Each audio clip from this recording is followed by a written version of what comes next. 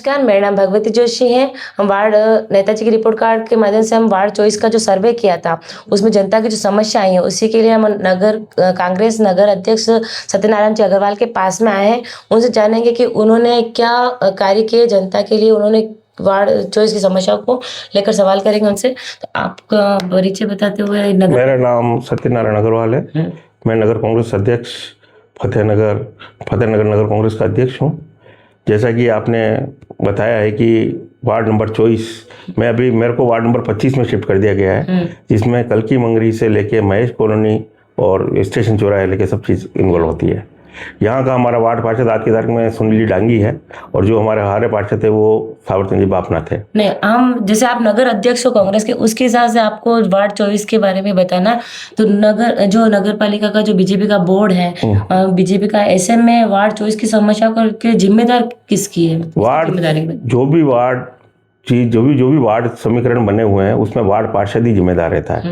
हर आदमी ने वार्ड पार्षद को जिताया इसीलिए कि वो वार्ड का काम करावे, उसके अंदर कुछ कैपेसिटी है, कुछ क्वालिटी है, इसीलिए उसको जिताया है। लेकिन जब आज की जो स्थिति देख रहे हैं उसमें ये देख के लग रहा है कि बीजेपी का जो बोर्ड बना है, बीजेपी के आपस में सामंजस्य नहीं होकर भी नहीं है और कोई कार्य नहीं हो रहा है। वार्ड नंबर 24 और 25 जहाँ तक की बात करते हैं कि जहाँ तक रोडों की, नगर पालिका में 3 काम प्रमुख होते हैं। पहला काम होता है नगर की सफाई, बिजली व्यवस्था और आसपास का जो सराउंडिंग एरिया है उसको साफ रखना। आप देखिए कि नगर पालिका की जो नालियाँ हैं पूरी कचरे से हर समय भरी पड़ी रहती है। नगर पालिका के अंदर जो स्टाफ इन लोगों ने लगा रखा है, दुनिया भर का बहुत बड़ा लंबा चौड़ा स्टाफ, 100 आदमी कर्मचारी लगा रखे हैं, लेकिन एक भी कर्मचारी टाइम पे नहीं आता है और काम नहीं होता है। तो इसके लिए जिम्मेदार नगर पालिका बोर्ड है। नगर पालिका में जाओ तो कोई आदमी वहाँ मिलता नहीं है। नगर पालिका में आज तक कभी 5 साल में कोई मीटिंग भी नहीं हुई। जब मीटिंग नहीं हो रही है तो काम कैसे होगा? वार्ड की पार्षद कौन सुनेगा? जब नगर पालिका का चेयरमैन ही नकारा है, एक अंगूठा छाप चेयरमैन, जो एक मंजू भील जो हमारी एक चेयरमैन है, ना तो वो कोई जवाब देती है, ना कोई बोलती है, ना कोई फोन अटेंड करती है। तो जब हमारा नगर पालिका का चेयरमैन ऐसा है तो नगर पालिका विकास की कैसे सोच सकते हैं? एक चेयरमैन जिसके ऊपर पूरा दायित्व है वो किसी दूसरों के हाथ चलता है तो निश्चित तौर पर ये अपने लिए बहुत बड़ी दुर्भाग्य की बात है। तो मेरा तो कहना यही है कि आइंदा कभी भी इलेक्शन होवे, कोई भी होवे, तो आप ये देख के वोट देवे कि नगर पालिका का चेयरमैन कौन खड़ा है, उसमें क्या काबिलियत है। आज उसकी गैर काबिलियत के कारण नगर पालिका में इतना बड़ा बजट, आज तारीख में बहुत बड़ा बजट आया है, लेकिन उसका सही उपयोग नहीं होकर हर आदमी ने अपने पर्सनल काम कराए हैं। जो भी वार्ड के पार्षद हुए या जो भी दूसरे जने जो पार्टी के आदमी हुए, उन्होंने अपना पर्सनल काम कराया है। वार्ड की जनता की तरफ किसी का ध्यान नहीं है।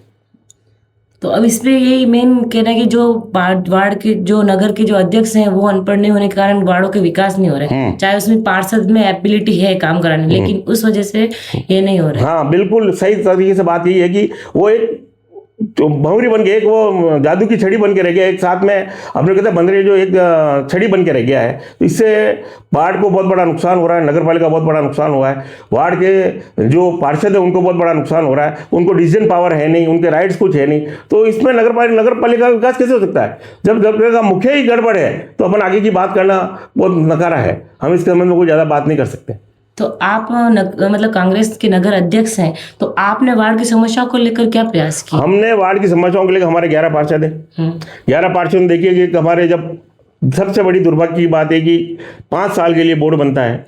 3 साल पहले कांग्रेस का शासन था, उसके बाद बीजेपी का शासन आ गया। 3 साल पहले जो अशोक जी गहलोत ने अपनी जो नीतियां लगाई, उसका रिजल्ट एक, उन्होंने एक बहुत बढ़िया काम किया था प्रशासन शहरों की ओर।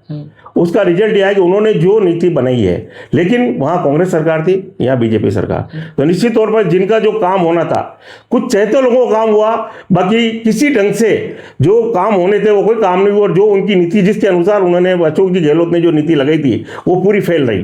तो इस ढंग से जो वार्ड के जो नेता हैं, जो हमारे चेयरमैन साहब हैं, उनका कोई ध्यान ही नहीं है कि सरकारी क्या नीति है, और उसका उन्होंने अपने पर्सनल रूप में बहुत बड़ा फायदा लिया है।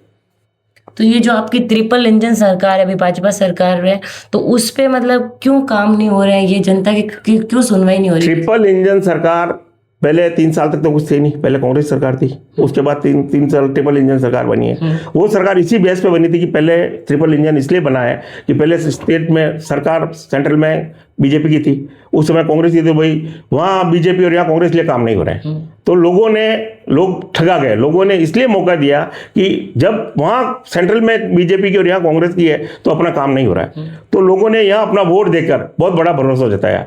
लेकिन जब अंततः जब रिजल्ट देखा है तो निश्चित तौर पर ये देखने को मिला है कि वार्ड में कोई काम नहीं हुए।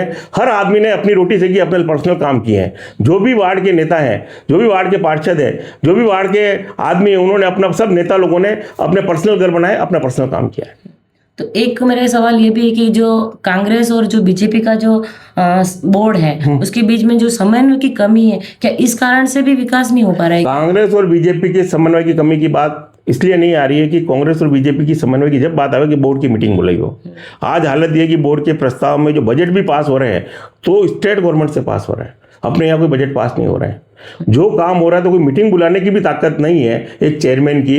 5 साल में जहाँ 6 महीने में या एक पर्टिकुलर टाइम उसके अंदर मीटिंग बुलानी चाहिए, वो मीटिंग में नहीं, तो आगे की बात करनी कौन है, किसके लिए बात करेंगे?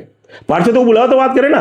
मन मर्जी चल रही है और चल रही है, ठीक है, कोई कहने वाला ही नहीं। कहे हम लोग विरोध करते हैं तो जो कहने वाले हैं वो डायरेक्ट आक्षेप लगा देते हैं कि हम पर्सनली हर आदमी अपने बात को ले लेता है, तो उसको कैसे निपटे?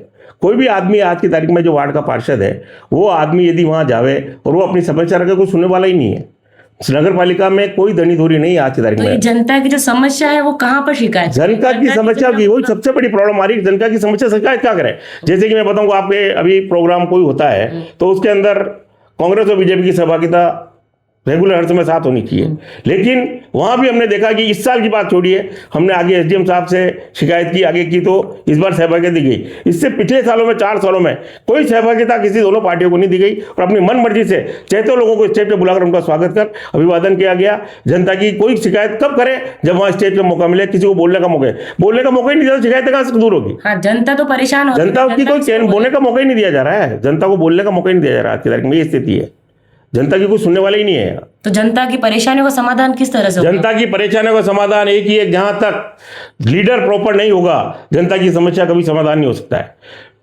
जो लीडर बनाया गया है उसको बनाने से पहले जनता को 10 बार सोचना चाहिए। सरकार की नीति ऐसी है कि आज की तारीख में सब तरह के एससी, एसटी, ओबीसी सबको सरकार सहभागिता देना चाह रही है, लेकिन पढ़ना, एजुकेशन बहुत आवश्यक है। मेरा तो कहना यह है कि आने वाले समय में जब भी इलेक्शन हुए तो आदमी को यह देखना चाहिए कम से कम वो आदमी जो इस पार्ट का पार्षद बन रहा है वो तो पढ़ा हुआ हुआ है, जो चेयरमैन बन रहा है वो तो पढ़ा हुआ हुआ है, जो इसका लीडरशिप कर रहा है वो तो पढ़ा हुआ हुआ है। अपने को यह सोचकर वोट देना है कि जो आदमी पढ़ा लिखा रखे, जो आदमी अपनी बात रख सके, जो आदमी आगे जाके दमकता से बात करे, उसको आप वोट देवें और उसको जितावें, ताकि अपनी वार्ड का काम हो सके, या दमकता से बोल सके, या सही चीज को समझ सके। या समझने वाले ही नहीं, कानून को कोई समझता नहीं है, कानून क्या बोल रहा है। मन मर्जी से कानून बना दिया और मन मर्जी से उसका निस्तारण कर दिया।